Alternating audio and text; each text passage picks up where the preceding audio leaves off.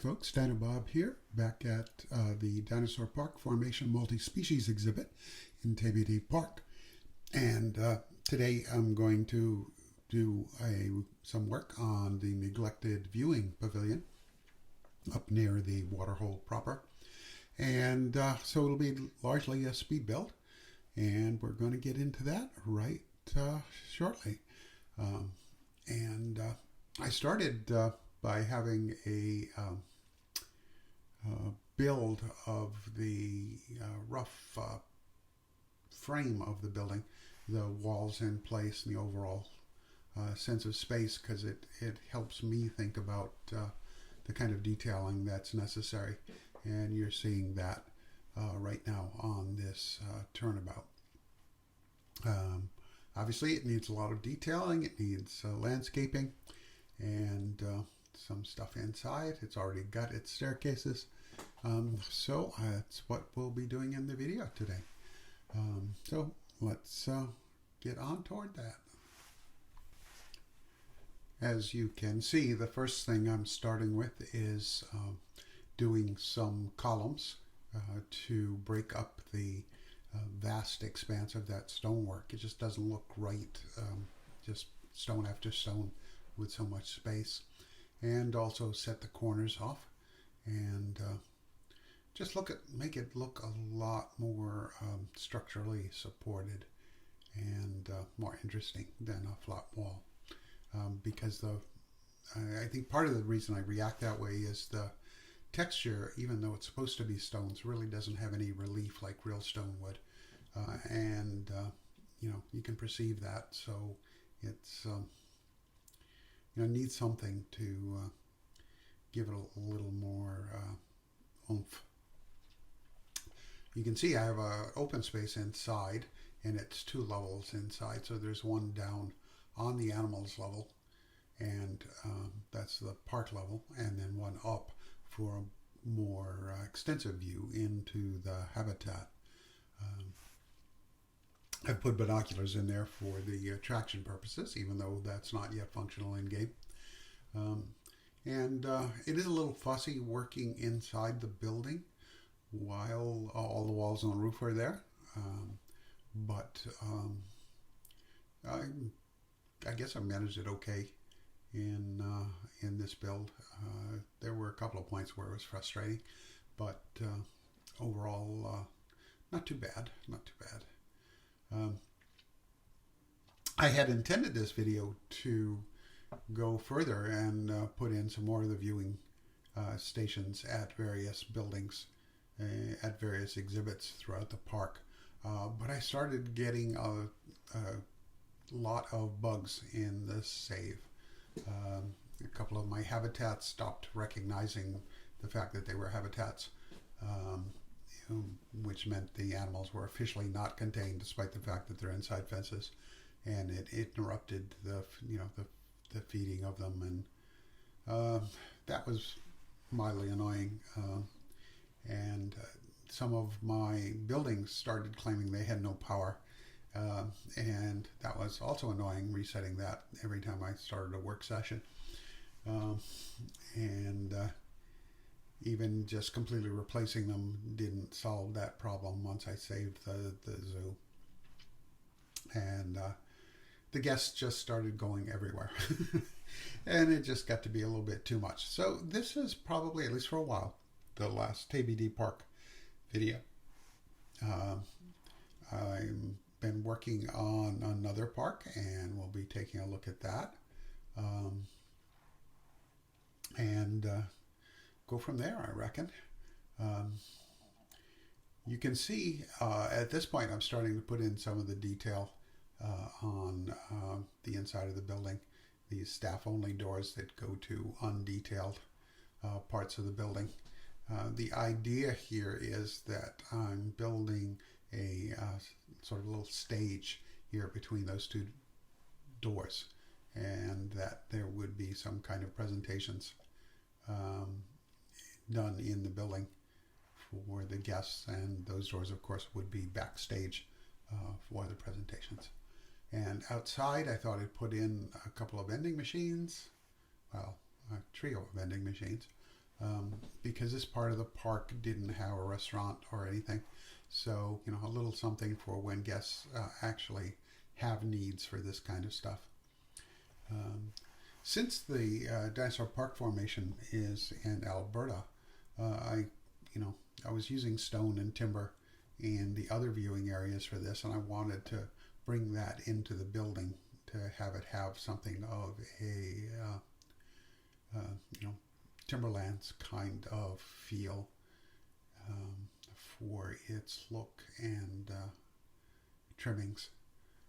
So hence the rough logs and the rough field stone. The tower is intended to be an observation area, and a little bit later I'll take you on a tour upstairs there, and you get to see the view from it. And that is, like I say, in a little bit. So back to the inside. I decided I need a little more color, as well as that wood wainscoting. I just wanted it to feel a little bit warmer. And there's the stage platform going in, which means I had to raise the doors and, of course, the signs. And since I incorporated that prefab of the staff-only sign, all the letters had to be selected individually to be moved up, which is a pain in the butt. I kind of wish it were possible to have groups that could be subgroups for a build, but that doesn't seem to be on the dev's agenda so far anyway. Putting rocks outside this exhibit level, and the idea here that for such big animals that this would be a much rougher surface than they'd want to walk on. Will it work in the game? Who knows? Certainly the animals won't go through the fence. And the outside needed some landscaping as well, and I decided to do a water feature for a change. Stole some of the rocks from inside to set up the boundaries of this to break up the simple terrain mods and give something to contrast vegetation against. The vegetation's coming, mostly common reeds, just to give it the effect of a wild pond, and also to reiterate the concept that this is the Waterhole viewing. So we have water on the outside as well, even though we don't have dinosaurs in it. Maybe if we get some suitable statues, that would be a thing to add to a build like this. But I don't recall the devs saying anything conclusive about them adding more sculptures. With only the mammoth, the tyrannosaur, and the edmontosaurus, it seems a little sparse. But we did, in the recent update, get more silhouettes for the other animals that are in game, and I hope that's a trend that will be continuing. They're very useful for a lot of different builds. Anyway, decided to use an exhibit fence to bound this to keep the guests out. It's just so much easier putting down the exhibit fences. You've obviously noticed the transition tonight, and that's kind of a necessary feature for putting in the lighting elements to get a sense of whether they're shedding the sort of light you're hoping they'll shed. Obviously, some of the elements, like the vending machines, come with their own light. But I'm continuing to use the same exterior light thing along the paths, just for consistency in the park. And I decided I'd like this pool up at night. So here we are, watching me decide that that putting them underwater wasn't working, so I pulled them out and put them to shine against the side of the building for a little bit of a more dramatic effect. I do like to keep the number of lighting fixture choices limited in a zoo. It helps it have a little bit more coherency. Apologies for the short detour through the back stage enclosed areas there while I was navigating around trying to get to where to put the lights. So anyway, that was all coming along, and now we've cut to a little bit of tour video for the Waterhole Overlook dinosaur park formation. And you can see I put in a implied elevator for the accessibly challenged guests to get upstairs to the Overlook, and regular stairs for everybody else. That's also the part of the lower levels of the lookout tower. Put in implied view screens for animal information screens because I knew they were coming, and you'll obviously have figured out that I built this before the update dropped, even though I mentioned it earlier. So there are good views of the animals from here. We can see Lambeosaur out there now, having a little bit of lunch, and there's a Styracosaurus in the background.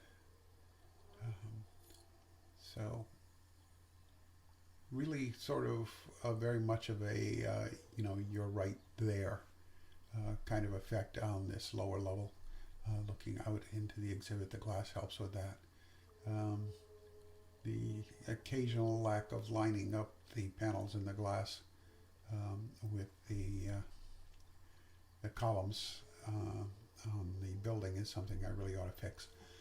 So I put in some of the silhouettes of plants as background for the presentations that would be going on the little stage. And we'll go out the other side, past the railings, and take the stairs up. Whoop. And there's a skylight and an open area from this balcony area to keep light coming into the lower part. And up here you get a more extensive look into the exhibit, and you get to look down on the animals, give you a different perspective, literally. The Styrax coming up for a little bit of lunch, maybe. Doing the ceratopsian head shake thing. No, we're just going to walk through the food. Okay. The animals do that sometimes. I suspect that will be a steady thing. Nobody seems to love their food as much as the Psittacosauruses, though they sometimes bed down in it. Oops, there's binoculars I need to move. Get them a little closer to the edge. And look out toward the upper part of the waterfall, down into the lower part of this exhibit, and off in the distance, the rest of that exhibit. So, and I like the way the skylight works to cast shadows and provide some lighting up here. It's a little bare and rustic up here, which is, I think, part of the idea. And there's the lookout area. If you remember from the Tyrannosaur exhibit and the Triceratops Valley, we have cooperating societies that work with this zoo and have their own interests.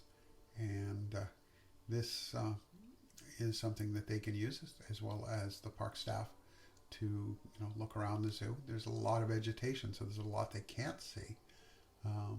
But they do have a very good view throughout this whole exhibit, which I guess is appropriate for a viewing platform for this exhibit. A little bit of an aerial shot to give you a sense of how extensive it is. You can see the 3 prefabs lined up to be animal shelters, care facility buildings for the animals. 3 species, 3 buildings. They don't really work out all that well given the size of some of these beasts. But it is what it is for this build. And I was trying to cut a corner there by using the prefab rather than build one. Plants I need to move because when you use the brush, they sometimes end up where they aren't supposed to be. It's just a thing plants do in this game. Anyway, we're coming to the end here. I hope you've been enjoying Teybidee Park. I think the next video will be meeting in a new park and see some of the new content that came in the last update. So this is Dino Bob signing off for this week. Y'all take care out there. Be kind to each other. And, do the usual YouTube stuff if you want more of this and have more people see it. Bye. Bye now.